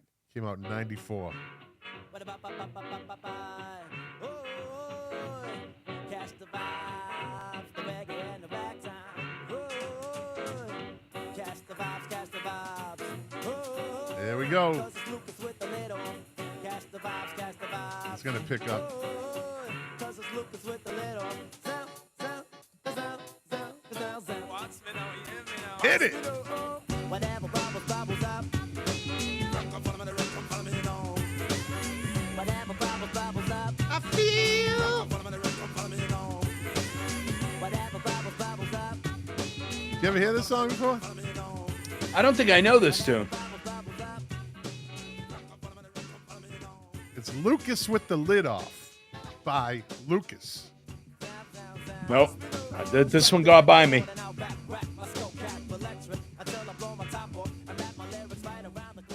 It's a pretty jazzy song, right? Yeah. Yeah, it's a lost hit, 94. He never did anything after this. I mean, one-hit wonders and lost hits are basically, they can be the same thing, right? Yeah, sure they can. All right. Can I ask you a question? You know, you can you actually have a lost hit or a lost song? Maybe it never gained the prominence that it deserved, but can a band like Van Halen have a lost hit?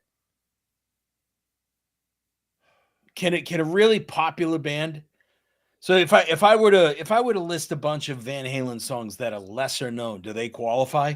That's good. Like in a simple rhyme or Out of Love Again, Woman in Love, I think Fools. "Women in Love" is could be considered because it does. That's probably my favorite Van Halen song because Van Halen 2 is my favorite Van Halen album.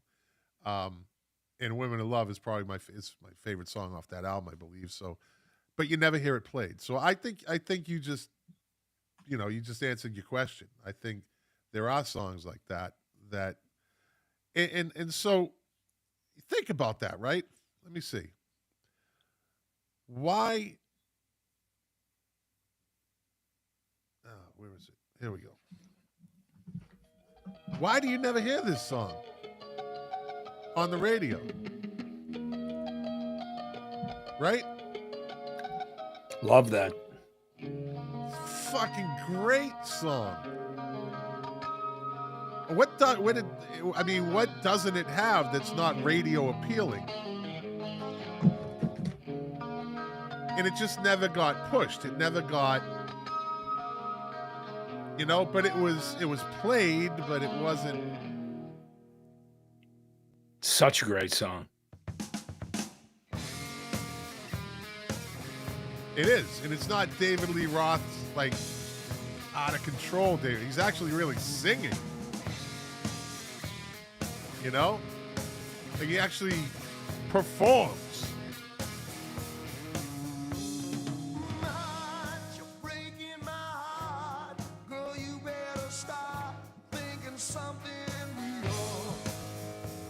Right? So I think you just answered your question. Yeah. Hey, while we're talking about our Van Halen boys, if you find yourself on a long trip, get onto Audible and listen to I guess you'd call it a memoir by Alex Van Halen, the brothers book that he put out. It's pretty damn good. A lot of kind of interesting backstories that you may not know. And if you believe him, Alex Van Halen is somewhat of a controversial figure, but if you believe him, they were devastated when David Lee Roth left the band. And Alex Van Halen kind of considers that the end of the real Van Halen.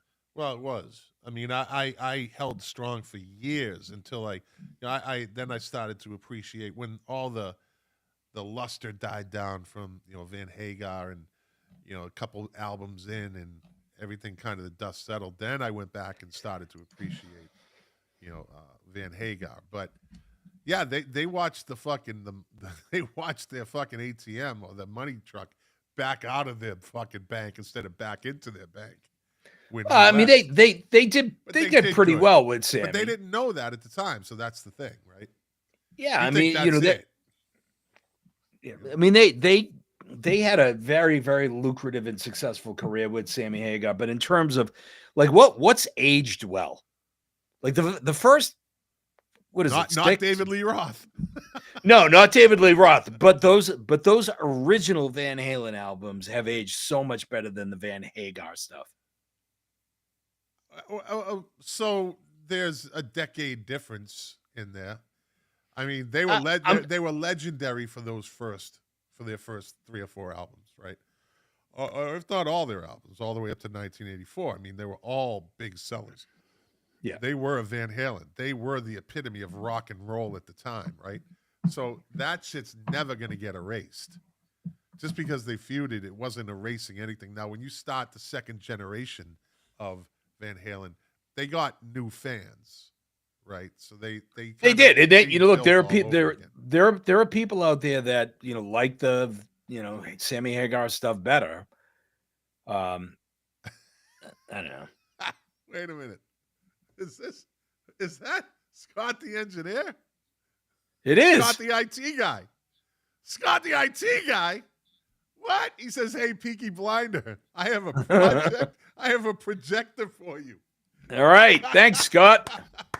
That's a reference to Jack wearing the Irish hat, although it's actually cultural appropriation because Italians shouldn't wear those hats, but Who says I'm 100% Italian? I'm a mutt, just like you. No. You're fucking 100% Dago. Guinea. Yeah, Guinea Wob Dago. We're free, Jack. We can do this now. Hey, look at 166 episodes in, and I haven't been canceled yet. And we're over 30,000 downloads, so I'm not worried at this point. Our fans are our fans. All right. I want to do one more song each, and then I want to get a memory from you. I have a couple songs for you. I didn't do the memory thing. I'll That's have right. to think you of can that. just pick any song. This group right here, you heard this song. They never bounced back, and I'm going to tell you the incident that happened. But this song came out in let me see, when did this come out? I forget. It was early 2000s, I believe. But there we go. And it's a couple samples here.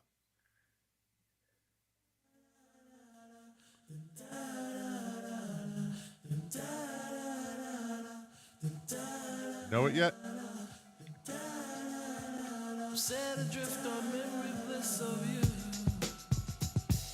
That's a common hip hop beat right there. Pump up the volume, pump up the volume. Spandau Ballet. Actually, the lead singer from Spandau Ballet was in the video. Do you know who it is? Is it PM Dawn? PM Dawn. That's funny because I have on my list PM Dawn, I Die Without You. I Die Without You, yeah. Yeah. So I love that. Is a beautiful song. yeah, they were good. They were like psychedelic kind of hip hop, well, not hip hop, psychedelic pop rap. They were very unique. They didn't last very long, did they? No, I'll tell you what. They did a show with Boogie Down Production, KRS-One, and it was a hip hop show. And like I said, hip hop shows are different kind of shows. And they went out on stage and they fucking got blasted. And then to add insult to injury, KRS-One came out on stage and just started fucking, like when they left the stage, he shredded them.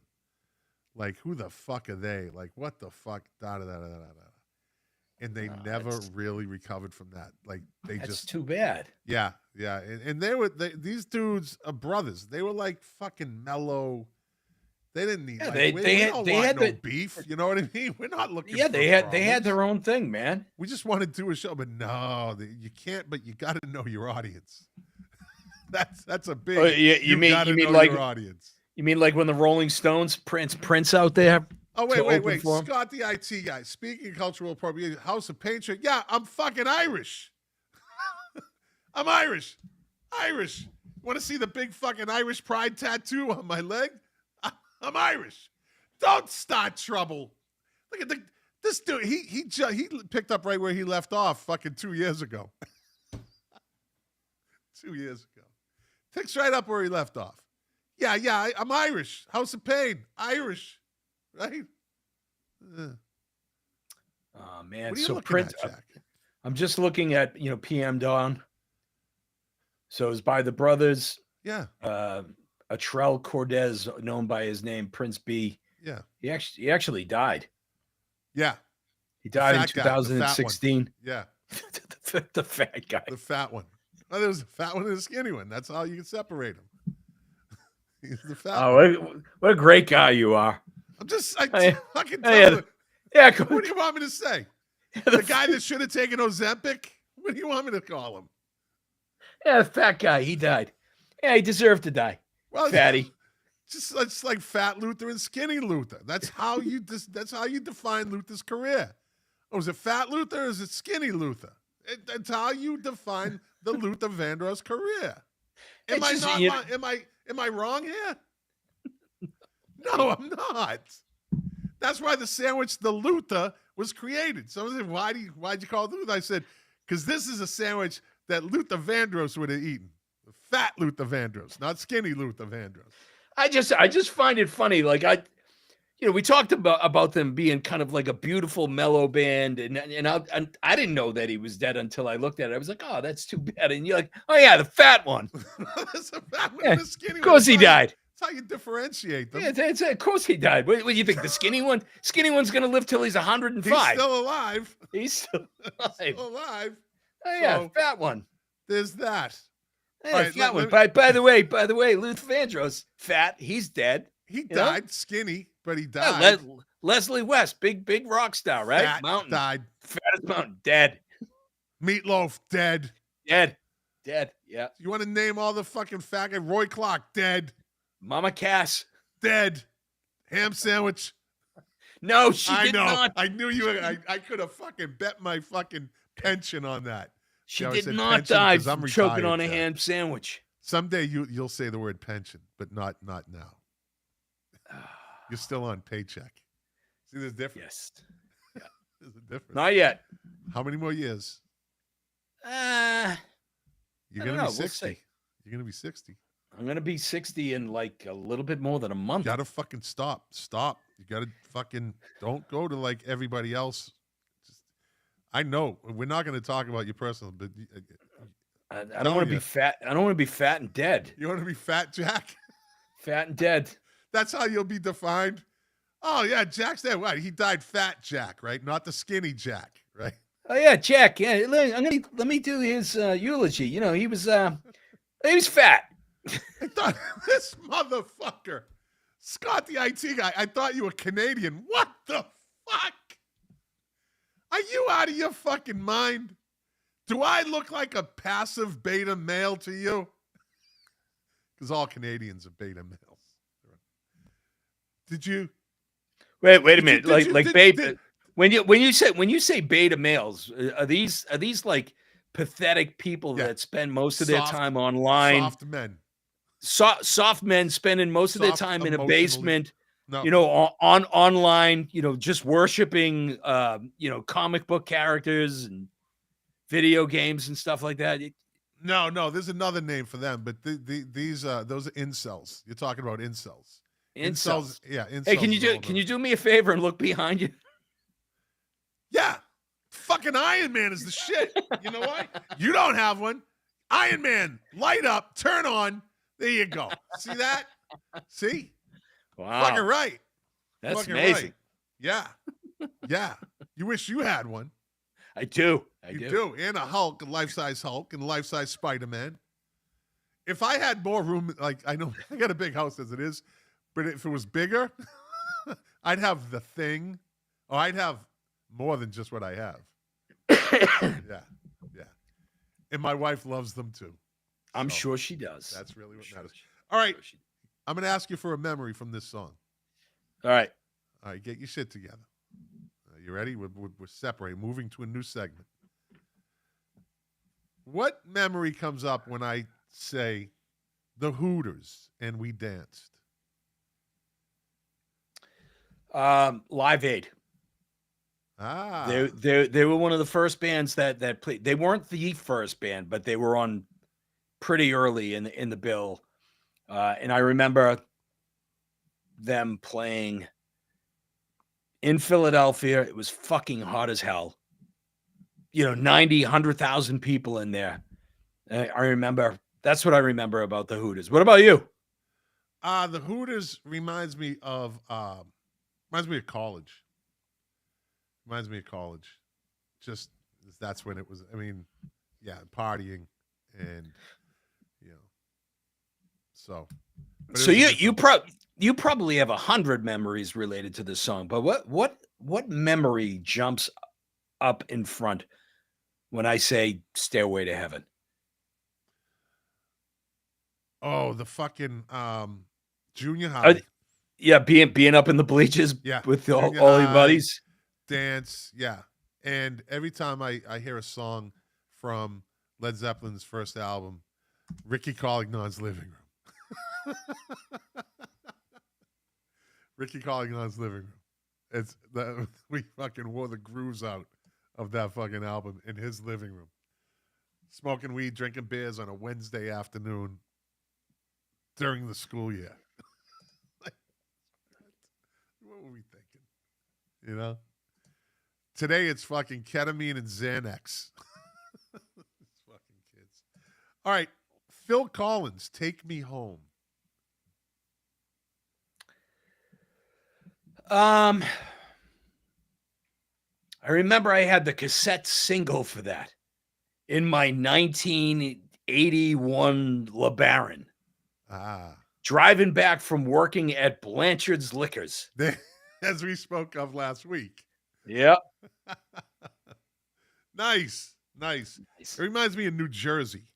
I went to me and this girl that I went to school with went to visit another friend of ours. I went to school because, well, the college I went to was 90% girls, so I hung out with basically all girls, which wasn't a problem for me. And we drove to New Jersey. I think she lived in Cherry Hill, New Jersey, and she was a huge Trish Stone. She was a huge Phil Collins fan. Huge Phil Collins fan. Phil Collins was huge. Yeah. I mean, can you imagine Phil Collins, his solo, career? He's not in the Rock and Roll Hall of Fame for his we've individual talked stuff. Well, you weren't on the show at the time, but I know that me, Mark, and Lou talked about that. How is he not in the Rock and Roll Hall of Fame? It's just crazy. Yeah, but Sheryl Crow is. Oh God, here we go again. Well, I'm not. I will use these fucking women as Carly as a Simon. jump off point. Carly Simon. Yeah, Carly Simon, who has like 18 albums and 12 of them are greatest hits albums in different variations. Right? Yeah. Come on. Yeah, hey. All right, Hey. Motley Crue, Looks to Kill. So that was early. I think the thing that song reminds me of was second time I saw Ozzy Osbourne, Motley Crue was the opening act. Okay. And that was the song I knew. Right. But before you knew that song, like what that's the memory that comes up. But what's like, does it remind you of any particular person, party, place? Like I could say it reminds me of Charlie Horse. It reminds me of my basement. that song reminds me of the Charlie Horse on the Linway. Yeah. Which was a pool. It was basically a pool hall, a bar. It was a big one. It was a nice pool, well lit. It was a really cool place to drink, during the week when you weren't working because you didn't have a job. And, well, I'd go over there with Marty Surratt and my brother, and we would just shoot pool and drink beers. Surratt. Fucking 75 cents a beer or something. It was like by like 8 o'clock on a fucking Tuesday, we're trashed. Yeah, because we didn't have to get up for work the next day because, well, I didn't have a job. Yeah. All right. Rapper's Delight.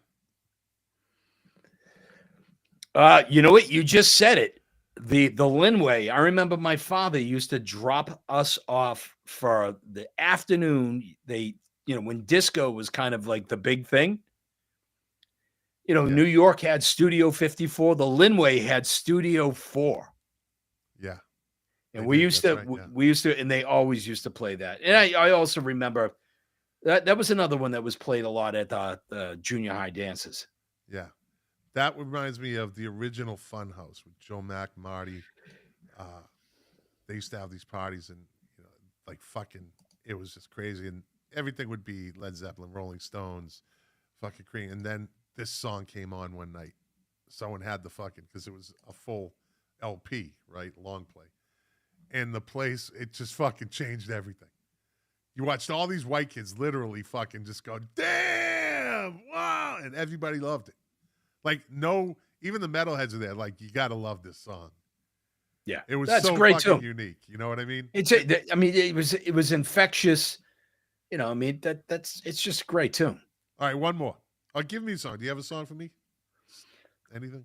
What about Smells Like Teen Spirit? Smells Any Like memories? Teen Spirit. I was at the first time I remember seeing it or hearing it, I was in Sacramento. I was stationed at Mather Air Force Base.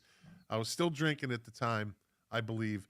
And there was this bar called Black Angus. It was a restaurant, but at 8 o'clock, it turned into a club, like a bar, they would clear the tables out and everything. And it came on, and yeah, that song, everybody just went nuts. It was like, what the fuck? Like, the place went nuts. Yeah. That and Enter Sandman, it's the same place, same memory. Very Give it cool, away man. now, I think, yeah. All right, one more, and we'll wrap it up. Billy Idol, Sweet 16. Oh, You know what? That, believe it or not, that reminds me of being on the Cape, drinking too much at Puffer Bellies. Oh, Jesus. Puffer Bellies, yeah. People have no idea. That place. No. No idea. That reminds me of Basic Training. Reminds me of Basic Training. Yeah, 1987. Because it came out in 86, I believe. It came out in 86, yeah. Yeah. But it just reminds me of of Basic Training. Because we would go over to the Skylark, which was it was like a recreational place. But if you were old enough and you were off restriction, you could drink there too. And they always had a big jukebox with big speakers, and that song was like just comes to mind. That and "Don't Dream It's Over." Just remind Crowded me of Basic House. Training. Yeah. Yeah. All right, buddy. Well, we wrapped up another one. Good job. Fun. 2 hours. It goes by fast, right? It's the slowest part of my evening. I'm Oh, my fucking God. dying to go to No, bed. But you'll be back next week, motherfucker. You're in it now. You can't do that to your fans. You To can't my do that fan. to your fans. To my fan. You can't do that. We'll talk. We'll talk. Oh yeah, you know what I can do is instead of doing the show, I can just call Steve Romano direct.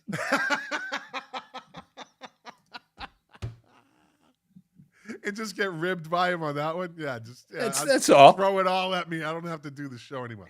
Anyway. That's all. Anyway, well, listen, Jack. You know I love. Anyways, No, right. I said it right. you're a good boy. She changed me. She had an effect on me. That's right. Well, again, buddy, thank you for coming on. My pleasure. It's always fun. It's we don't rehearse any of this. This is all just the way it comes, the way A it friendship, happens. a friendship of 40 years. You think 45 maybe? 45 years? About that. Hey, we just found another outlet to bullshit with one another. Yeah, and you took a long vacation, so now you get to bring back. Yeah, I wouldn't call it a fucking vacation. All right, anyway, I'll let you go, Jack. Everybody, thank you for watching. Thanks for your listening. If you like it, share it. If you didn't, well, thanks for watching and listening for an hour and 57 minutes. Hey, We what appreciate happened your to this time. day in music? I know. No, I didn't do it. I What didn't happened do to this day in music? Oh, because I want to get you the fuck out of here. That's why. I sacrifice. A staple of the show. January 9th, Don McLean took a shit. Here we go. All right to the end. See? Right? He complains but he keeps singing, doesn't he? All right, everybody. As I always say, doing the show for you, to quote my favorite artist, Morrissey, the pleasure, the privilege is mine. And, well, I know I'll be back next week. Jack better